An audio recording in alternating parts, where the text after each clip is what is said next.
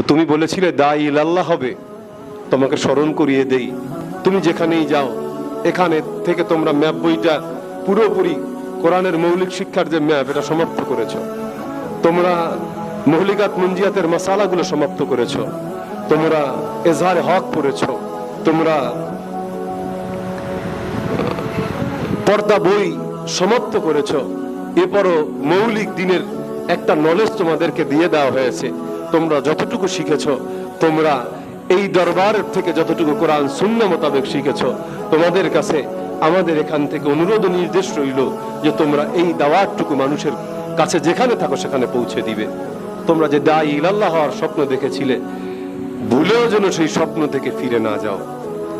তোমাদের এই স্বপ্নের যাত্রাপথে যদি আমাদের জীবন দিয়েও তোমাদেরকে সহযোগিতা করতে হয়, আমাদের ইনশাআল্লাহ দিনে বলো, রাত্রে বলো, শয়নে বলো, স্বপ্নে বলো, সর্বত্র ইনশাআল্লাহ আমাদেরকে পাবে।